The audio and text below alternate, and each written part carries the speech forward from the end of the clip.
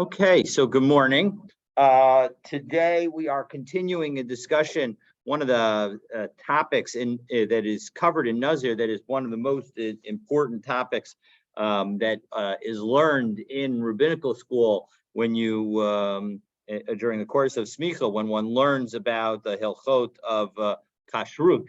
This Gemara that we are actually in the middle of is crucial to understanding it. We're covering three distinct topics. We're covering the concept of tam ikar. That's we're going to be touching on really today. We began yesterday with heter mitztaref le'isser.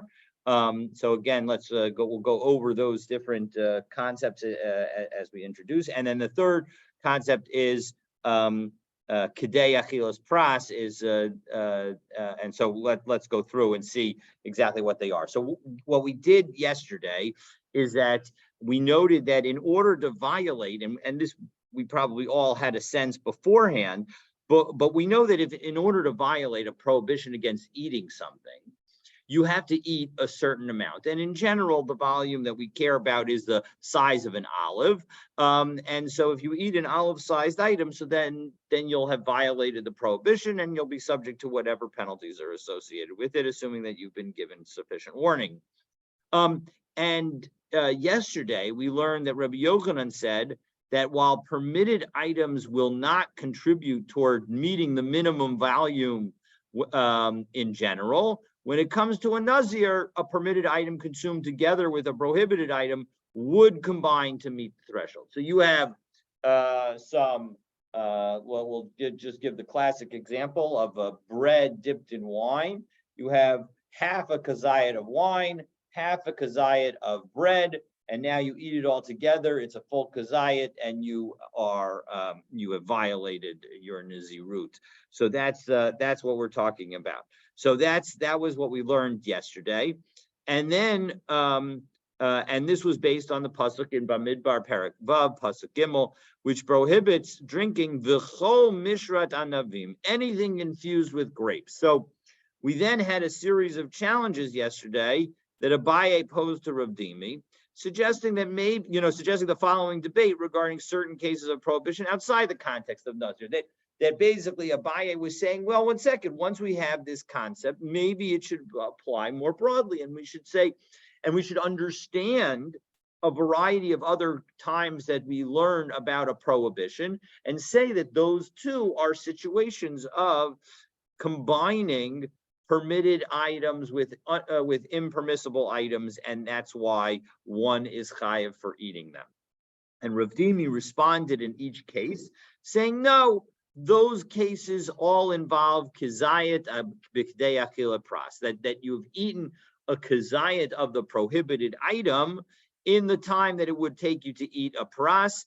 Paras is half a loaf, which is basically 3 or 4 eggs in volume, and of course a kazayat is an olive, but an olive is considered half of an egg. And so as a result, we're talking about a concentration level of 1/6 or 1/8. That basically, if an ordinary person eating in an ordinary manner eats achilas pras in a certain amount of time, so they eat that bread, we hold that it's somewhere between 2 and 9 minutes. And so, if you eat that, if in the amount that you would ordinarily eat in a 2 to 9 minute spread, you end up having an olive's worth of the prohibited item. So that is considered, because remember that there are two different aspects that we have to think about when we have to think about how we aggregate the volume calculation. One is just from a material substance perspective, and that is the basic concept of heter mitztaref le'isser. Do we constitute, does the volume that is permitted, that has now been mixed in with the prohibited, does it count as prohibited item for the counting of the volume? And then the second aspect is kedei achilas pras, is combining with respect to time. How long a period of time do we cover and say, oh, well, you began eating right now and you finish eating over here is the same, and you ate a half olive right now and you ate a half olive, a few moments later. How long between them do we say it's the same eating, and how long until we say, no, that's a different eating and you have not violated the prohibition against eating an olive's volume? So that's the second concept, and that's again kazayas b'kedei achilas pras. And then the third concept is a similar concept to a heter mitztaref le'isser, but it focuses on taste. And so one can imagine that when you have this, obviously when you have the bread soaked in wine, right, the entire bread becomes of the taste of the wine. And so as a result, it's very clear that we have this concept of tam, that we could imagine a concept of tam ke'eker. And so as a result, the tam of the bread, the taste of the bread, now maybe should be combined. So, all right, so we're now going to, so again, Abaye had questioned the concept of heter mitztaref le'isser and said, hey, maybe we should apply this heter mitztaref le'isser concept beyond Nazir. And now we're going to return to the case of Nazir. And now Abaye is going to challenge Rav Dimi, and really it's Rabbi Yochanan who Rav Dimi was quoting and teaching over his teaching, who said, where Rav Dimi says that, and Abaye will argue that maybe Mishrat by Nazir is not about heter mitztaref le'isser, which is what we said it was yesterday, but it's really, again, which is permitted being included in the measurement of prohibited substance, but it's really about treating a permitted item as a prohibited when the flavor of a prohibited substance has been infused into the item, which is what we're calling tam ke'eker. And so we begin now on the end, the last two words on the fifth line of Lamed Zayin Amud Aleph. And so we begin, Amar le Abaye. Abaye again is questioning Rav Dimi's teaching over of Rabbi Yochanan's concept that heter mitztaref le'isser is only by Nazir and not by other things. And Abaye is saying, Mimai dahai mishras, how do you know that this word mishras, leheter mitztaref le'isser hu da'asa, that it's coming to tell us about heter mitztaref le'isser? Because maybe dilma litain tam ke'ikar hu da'asa. Maybe it is coming to teach us that the flavor is like the underlying substance, that just having, so the classic example, which we will see later today, is you have some water and you put in some grapes into that water, and those grapes soak in the water, and then you remove the grapes from the water. And now the water, even though it has not actually taken any grape juice into it, because of its connection to the juice, to the grapes, it now has a grape flavor to it. Indeed, we have actually these contraptions today, right? That you put in some fruit into the water container at the bottom or somewhere in the container, and you have the water sit with it, and then all of a sudden the water has this taste. So the question is this water, is it considered? And if you imagine that the taste was from something prohibited, does the water itself become prohibited? So that's Tam Ke'ikr. The answer is yes. And now we're going to, and what Abaye is saying is maybe that we should learn that from the case of Nazir. So now, of course, the Gemara is wondering, Ula Abaye, mi ikara kakashale mai de ka'amar Rav Dimi. Well, 1 second. Originally, Abaye was challenging Rav Dimi by saying, that it was being too restrictive in the implication, or in the application, I should say, of heter mitztaref le'isser, that Rav Dimi had said it should only apply to Nazir, quoting Rabbi Yochanan, and Rabbi was saying, no, let's apply it more broadly. And now the kamosiv le kol halan tiyuvta, and he had all these different challenges trying to add to these areas. And Hadar Amarle, and now after all of that, he's going to say, Litain Tam Ke'ikr, that we should ignore heter mitztaref completely and just say that the only concept is heter mitztaref le'isser. So Basa deshani like. So the Gemara explains, no, the point is Rav Dimi answered the questions.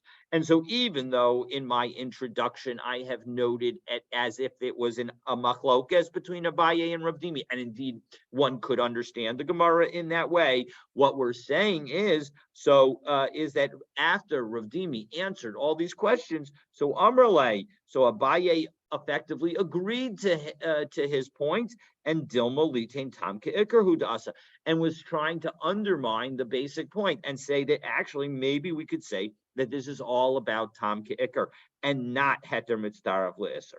And so, and now how do we know that? How do we know, or why does Abaye believe that maybe mishras, the word mishras in the context of Nazir, maybe it should be used to tell us about tam ke'ikar and not about heter mitzdaraf le'isr? Look at the Tanya, because we have a brisa that effectively says that. Mishras litain tam ke'ikar, that the brisa says that mishras comes to tell us that it's like tam ke'ikar, that the taste of something constitutes like the underlying item itself. She'im shara anavim b'mayim, because if we were to soak grapes in water, how did I come up with this? Now you know. V'yesh behen tam yayin. Now the water has the flavor of the wine. Chayav, and if you drink the wine, you're going to be chayav if you're a nazir. Mikan ata dan kol yisurin shebetorah, and from here we learn from this prohibition everywhere in the Torah, that everywhere in the Torah tam ke'ikar, the taste is like the underlying item. How do I know? What's the kal v'chomer? We're going to do a kal v'chomer. Uma nazir she'ein isuro isur olam. When it comes to nazir, there are three different qualifications that it has that are in some ways leniencies. One is it's not permanent, meaning the simple understanding is if one becomes a stam nazir is 29 or 30 days, as we've seen throughout Maseches Nazir. The ein isura isur hana, and moreover, although a nazir is not allowed to drink wine, they are allowed to benefit from wine. They're allowed to sell the wine. The yesh heter le'isuru, and moreover, as we'll understand at the moment, we'll understand heter le'isuru, meaning that one has the ability to annul the prohibition. So those are three different leniencies that we have in connection with Nazir. Again, one, it's not permanent. Two is one's allowed to have benefit, and three, even if as long as one doesn't eat. And three is it's possible to annul the vow. So osa vo tam ke'ikar, and yet we have the prohibition, we have the rule of tam ke'ikar. So kilei hakerem, klai hakerem, when it comes to mixed items with a vineyard, where if you plant something with the vineyard, then all the items that are planted there become prohibited. She'isurin isur olam, that the prohibition is prohibited for permanently, meaning that any item that was grown with it is going to always be prohibited. The isurin isur hanaya, and you're not allowed to have any benefit. You can't sell it. The ein heter le'isuran, and there's no way to release the vow. Eino din shiyasevo tam ke'ikar. Well, then certainly we should say that that we would apply, based on a kal v'chomer, that we would apply the concept of tam ke'ikar. So v'hua din la'orla b'shtayim, and moreover, when it comes to orla, we would also say this because it has two of the different qualifications. And Rashi here, or Mefarish here, tells us two of the items that are very similar when it comes to orla. And as a reminder, orla is the following prohibition. You plant a tree. Now for the next 3 years, you're not allowed to derive any benefit from it. And so, and you can not only can you not eat the fruit, you cannot sell the fruit or derive other benefits from the fruit.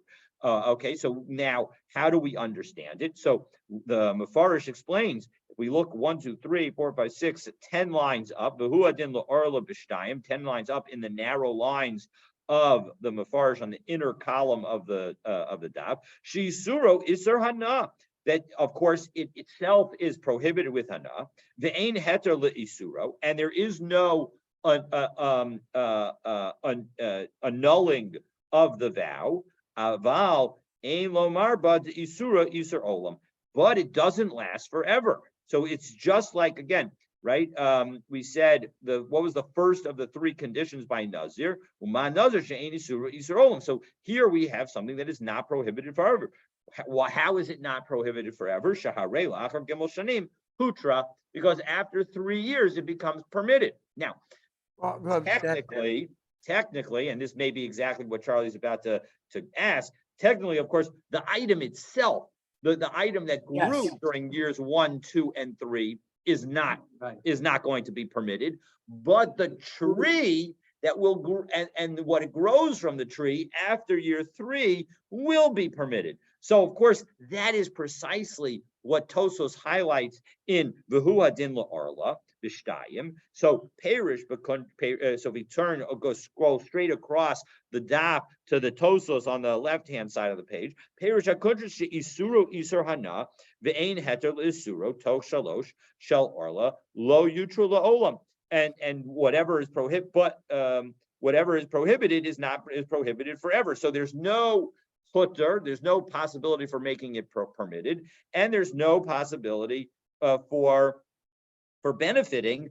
But when it comes to being la'olam, so there it does have the ability. But Tosas says no, that we should switch it around. Venerally divade isuro isur olam, that the prohibition is actually a permanent prohibition, because the fruit itself from those first 3 years is prohibited. Aval yesh heter le'isuro. No, and when we say that there is a possibility of the item becoming permitted, that's what we should say is the one that doesn't exist by Arlo. Kamo b'shana haravius. Because there, what we're referring to is the 4th year. That when you have the 4th year, the achle v'hadar achle sheyesh lo takana leperos al yedei pidayam kemaser sheni. That when it comes to the 4th year, you need to bring that fruit of revius fruit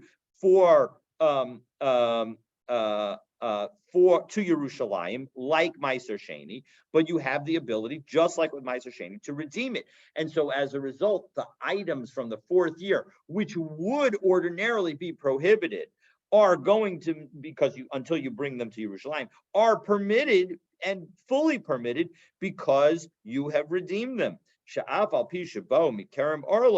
even though it came from a vineyard that had the concept of Orla associated with it, it's going to now be permitted. All right, so that was one possible explanation. And now a second explanation that again focuses on this concept of heter, of huter, heter le'isuran. And Rabbeinu Yom Tov ben Rabbi Yehuda Perish. So we have, so this other Balei Tosos explains, Sheyesh heter le'isuro, that when we say that there is a permitted aspect to its being prohibited, what it means is shemuter ligrom isuro. So let's go back and understand that when we say with respect to Nazir that it is something that is huter le'isuro, it means that one is allowed to create for himself this prohibition.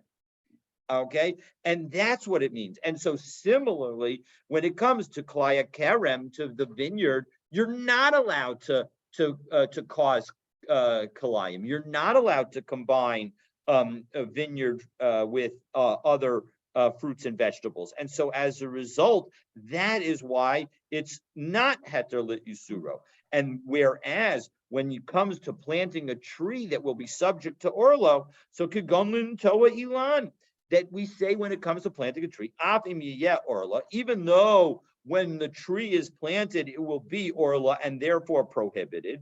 Masha eingein b'klaya kerem v'kein mutter la'adam lidor b'nazir. So a person's allowed to become a nazir. They're allowed to plant a tree, but they're not allowed to plant other produce with the grapes. And so that's the difference. And that's what it means by those two of the three. And so I love that third explanation, even though that isn't how we would ordinarily interpret yesh heter l'isuro. It's a cute understanding that actually fits very nicely and into it and makes it very clear how we can say orla is heter l'isura. Okay, so now that we've done that, we still have the question. And again, what is the question? The question is we now have a brisa that explicitly says that Mishras is telling us the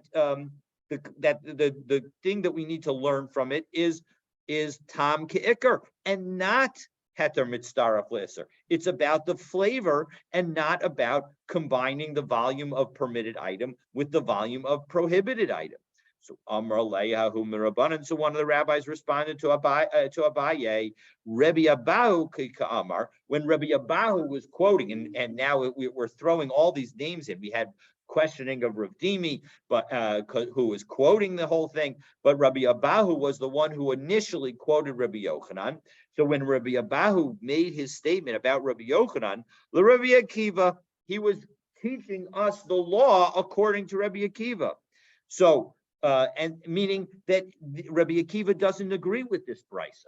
Rabbi Akiva disagrees with the brisa, and he says, as we noted, that Mishras comes to tell us about heter mitzdaraf l'isser and not tam ke'ikr. Well, ha Rabbi Akiva, and now why did we have all of this? All of this that we've quoted is all because of the next line, and it's the line that we're going to reject. But ha Rabbi Akiva, what Rabbi Akiva statement are you citing for the proof that Rabbi Akiva says that Mishras is telling us about heter mitzdaraf l'isser and not tam ke'ikr?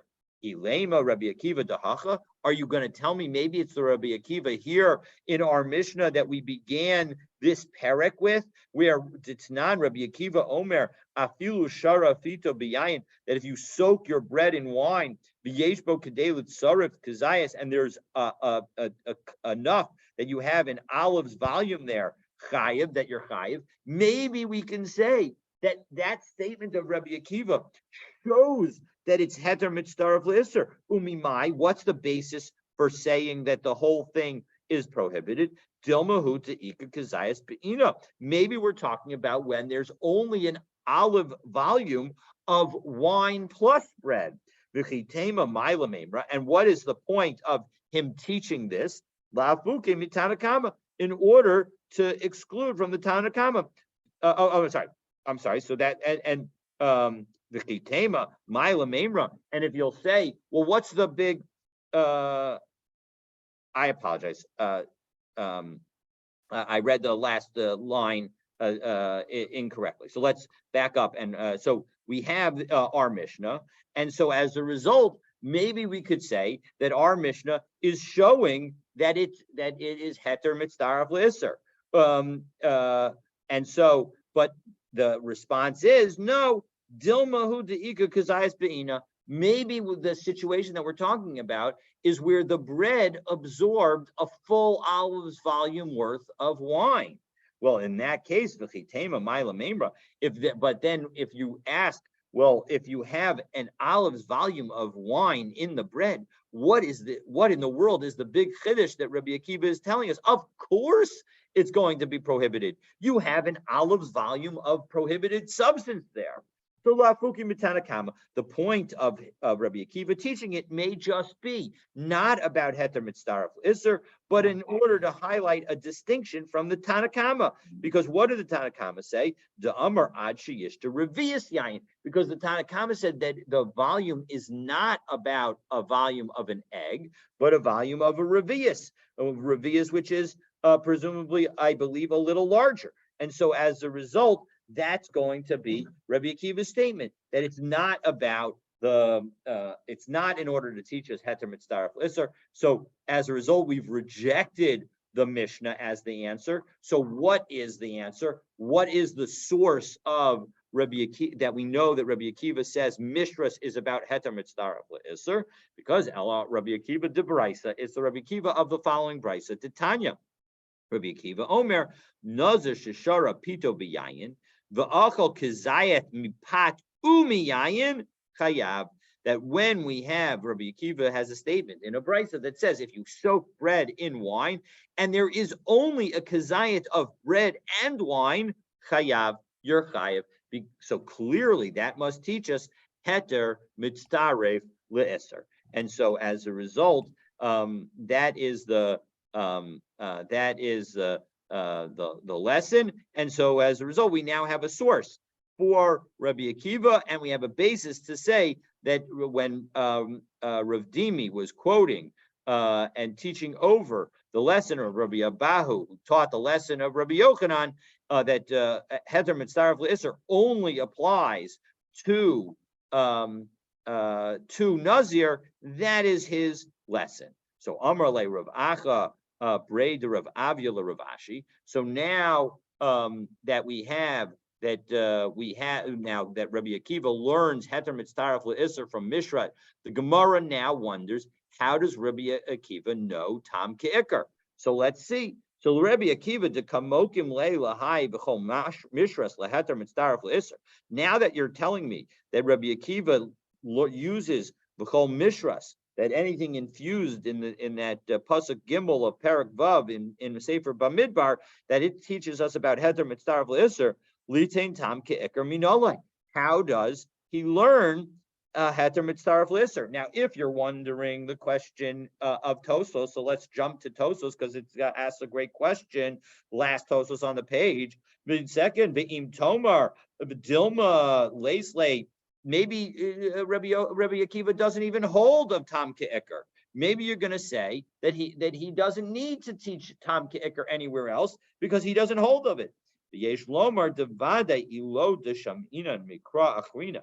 It's certainly the case, Tosos offers, that if he did not learn Tam Ke'ikar from another pasuk, Tam Ke'ikar, lo havamuki mishras leheter mitzdaref leser, he would never have gone so far as to say that when we're telling about mishras, that it's telling us about heter mitzdaref leser. Because if you didn't have another basis for saying Tam Ke'ikar, you would just learn Tam Ke'ikar from mishras. That's the logical thing, just as the rabbis do, and we are going to distinguish why the rabbis do it and Rabbi Akiva does not over the next few moments. Did they have a mistaber leukme mishras litain tam ke'ikar? That it makes more sense to say that mishras is applying the concept of tam ke'ikar. Kevan de yesh be'isser atzmo kezayis, because there is, when you have the actual taste of the item in the thing itself that now has the taste, the prohibited taste, is more than a kazayas. Ela she'enu be'ein. It just doesn't have any obvious substance, prohibited substance in it. Ela tamo. It just has the taste. And so, one can view this as like on a molecular level, clearly there is something in it. Right? There's clearly some object that is in it. And so, Mishum Haki by Me'ezekra Nafkale. So as a result, we're going to ask, where does he learn this? Because clearly you have to have, it makes much more sense to say Tam Ke'ikar than it makes sense to say Heter Mitzdaref Le'isser. So Yalef Mibasar B'chala. So two tries. Try number one is to say, okay, so let's say that we learn it from the mixing of meat with milk. Lav tam ba'almahu ba'aser. Isn't it the flavor of the milk that goes into the meat that causes it to be forbidden, or vice versa? So hachinami loshna. So too, in general, we should say that we should apply the concept of heter mitzvah of tam ke'ikar all throughout the to all different prohibitions. Wherever the taste prohibited taste goes into something, then it's going to be prohibited. V'rabbanan. Well, one second. And why would the rabbis not learn from Basar B'chalav? Basar B'chalav lo gamrin to chidushu. There is a novelty associated with the concept of Basar B'chalav. So my chidushe, what is that novelty? That you have two individual items that are originally permitted, and now you've combined them and you've created something prohibited. Well, that uvahadi hadadi asur, and now when you put them together, it's prohibited. Well, klayim nami. We do have other examples of that in the Torah, namely klayim, the combination of great products and other things where you can't put them together, and even though each of them individually is permitted. So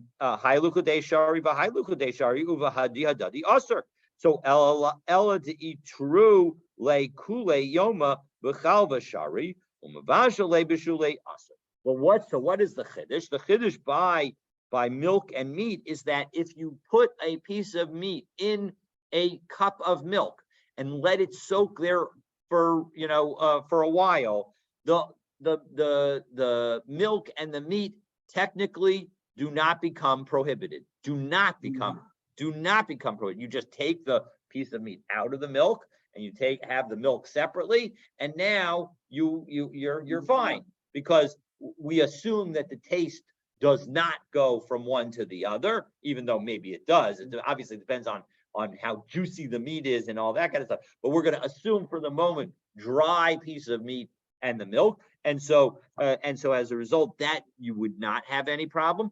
But as soon as you turn the stove on and now you've cooked them together, then it's going to mavshile bishule aser. But if you cook it, then it's prohibited. So maybe that's what's novel about basar b'chalav. Well, now we're on second. Rabbi Akiva nami basar b'chalav chidushu. Well, if that's your novelty, doesn't Rabbi Akiva also agree that this is a novelty? So as a result, we're going to need to come up with a reason number 2. So Ella, as we turn to Lamed Zayin of a bet, Ella yalav miguule ovdei kochavim. So we're going to relearn it from the fact that we need to apply from the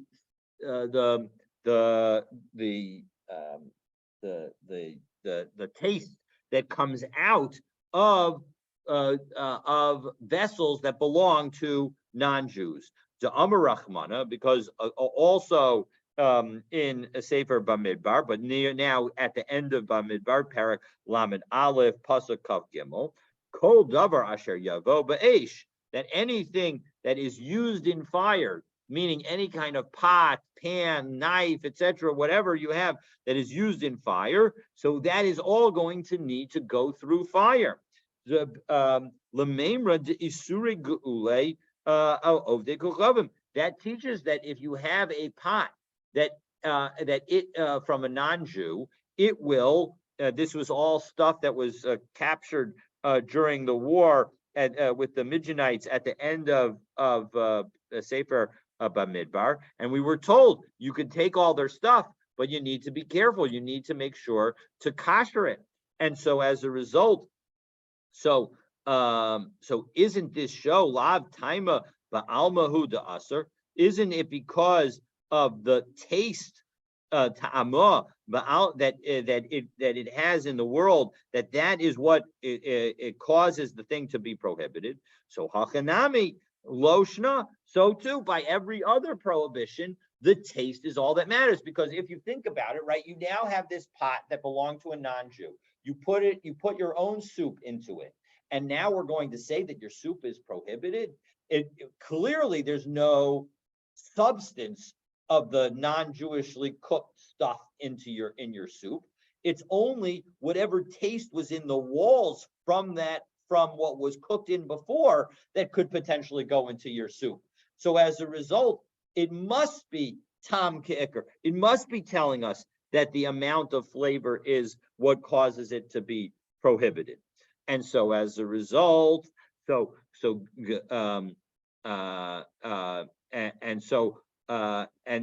now the question is, okay, well, now that we gave this as a base, you have a question? Yeah, go ahead.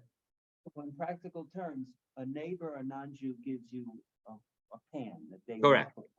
Correct. You don't have to kosher it? You do have to kosher it. You do have to kosher it. That's the point. That's exactly what we're saying. That why do you have to kosher it? It's based on the concept of tam ke'ikr, that the taste that would go into your food otherwise is like the underlying prohibited item that was cooked in that pan to begin with. So that's exactly right. But on the other hand, we don't kosher new pots that we buy from stores owned by non-Jews. That is true, because those pots, that we don't kosher them. Yes, that is true. But that's the reason that we don't kosher them, is because there's no prohibited taste that is in them. So we trust non-Jews for kashrut. Well, because the non-Jewish store is telling us that that pot has never been used. For most things, non-Jews are not kosher witnesses. But we trust them for kashrut. That is an interesting point. I think, that you make an excellent point. because, so That's I gotta different think than about the it. Neighbor who had used the pot. Yes, that's different from a neighbor, absolutely. There you, Not Jew. right, right. Even if they were a Jew, you're still not sure. Yeah, well, if you trust, if you would eat in their home, so then Yeah. you would trust it. So, okay, so let's, a fair point. I have to think about that question, some more. Okay, Interesting. yeah, but it is an interesting question that you ask. So, okay, so now, but now the Gemara turns back to the rabbis and says, well, one second.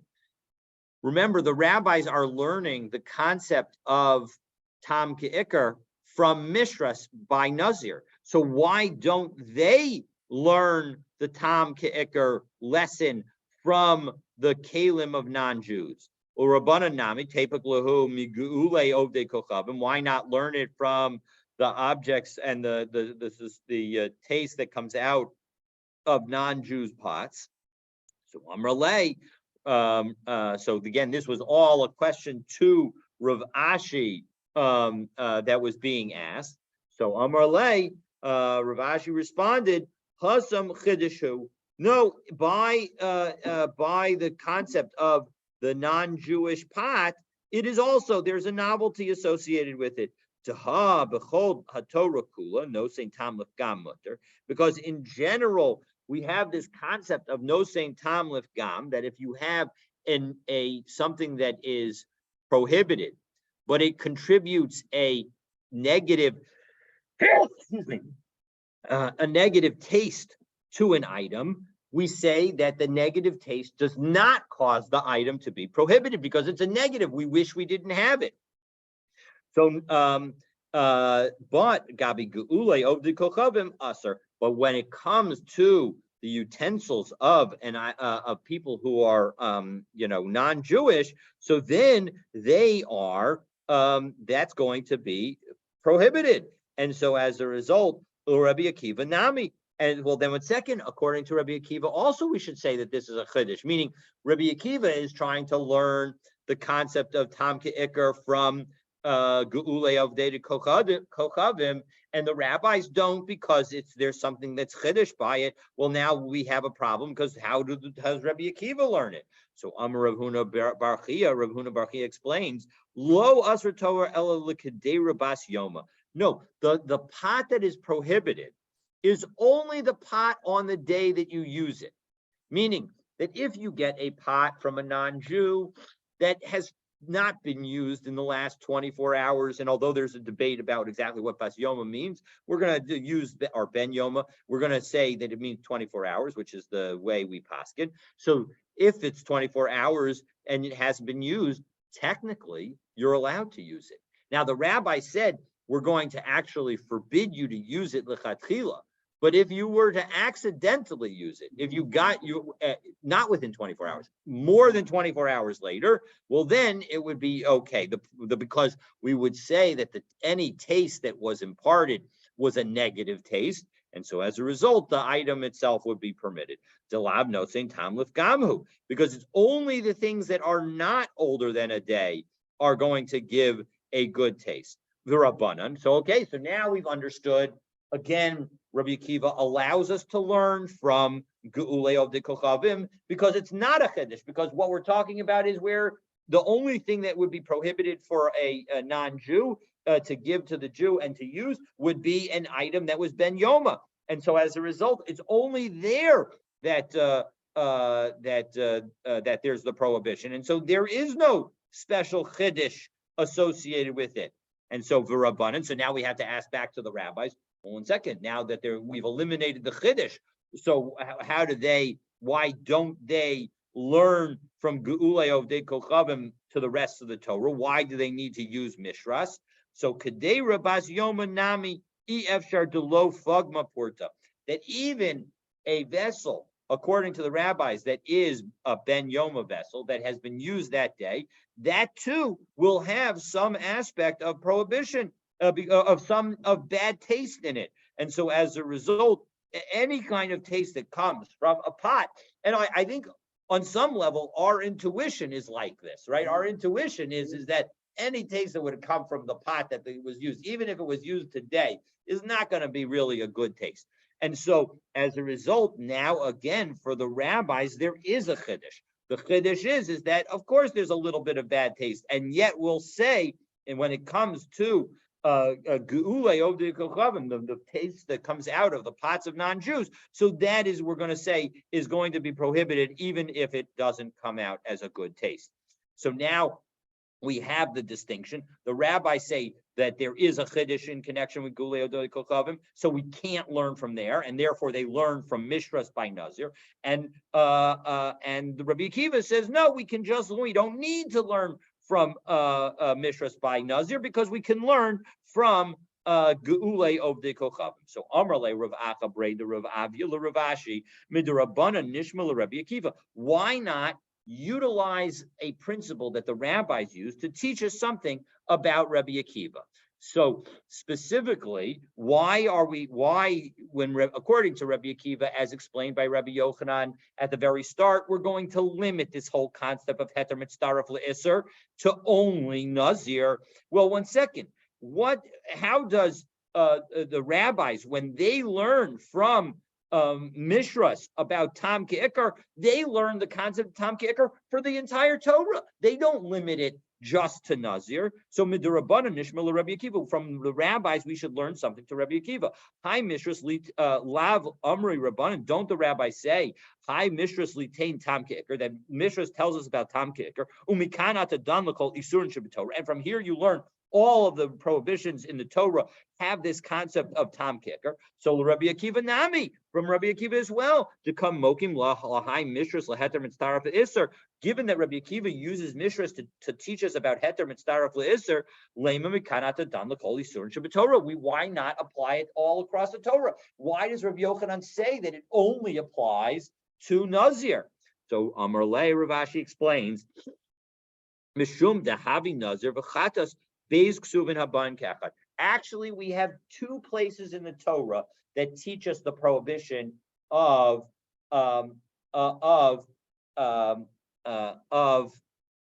mitzdaref le'isser, because of the whole beis ksuvim v'haban l'ke'achad ein melamdin. And any time we have two verses that teach us the same concept, well then. And we don't need to have both of them. Well, then, given the fact that it's taught twice, it's being specifically taught to tell us that it's only in those instances that the prohibition applies. So Nazir Hada Amran. How do I know that there are two verses? Because of course Nazir is, as we said, we learn from Mishras to teach us Heter Mitzdaref Le'Isser, according to Rabbi Akiva, and Chatas Maihi. What's the teaching by Chatas? The Tanya, we have a brisa, Kol Asher Yiga, that when it Bivsara Yikdash, anything that touches the meat is going to of the Chatas offering is going to be holy. So Yachal Afilu Shelo Bala, I might have thought even if it touched but did not absorb anything. So Talmud Lomar Bivsara, in its meat, meaning that there actually has to be ad sheyivla bivsara, until there's something that's absorbed in the meat that is touching the chatas offering. So yikdash liyod kamoha, then it's going to be holy like it. So she'im psula hi pasel, that if the item that absorbed something is puzzle, well then, so if the sin offering was puzzle, well then the thing that absorbed the chatas will also be puzzle. And if it's kosher, then you have to eat it with the strictures, meaning that just as a chatas is only eaten by kohanim and only within certain space areas, so too this will be the case. Now, the Rush asks the question that I was certainly thought, or implicitly answers the question that I was thinking when I was reading this, because doesn't this really sound, this chatas story, this brisa, sound more like Tam Ke'ikar than Heter Mitzdaref Le'Isser? After all, it's talking about balua. It's talking about absorption. And so the Rush answers that no, yes, it does refer to that concept, and it seems to be that maybe you might think that it should be telling us about Tam Ke'ikar, but we've already learned Tam Ke'ikar elsewhere. And so as a result, the Rush explains that it must be that this verse is telling us something about Heter Mitzdaref L'Isser, because we already know Tam Ke'ikr is applied broadly. And so that is the Rush's answer to that question. So now again, we have two places where we learn Heter Mitzdaref L'Isser according to Rabbi Akiva. And so as a result, because we have two places, we cannot learn it broadly. The Rabbanan, why don't the rabbis do the same thing in connection with the concept of Tam Ke'ikr and say that, look, Tam Ke'ikr is telling us that this, because they don't hold of Heter Mitzdaref L'Isser. So as a result, maybe the story by Chatas is talking about also Tam Ke'ikr. And now we have two verses, the verse in Nazir and the verse by Chatas, that are telling us about Tam Ke'ikr. And so as a result, maybe we should limit Tam Ke'ikr.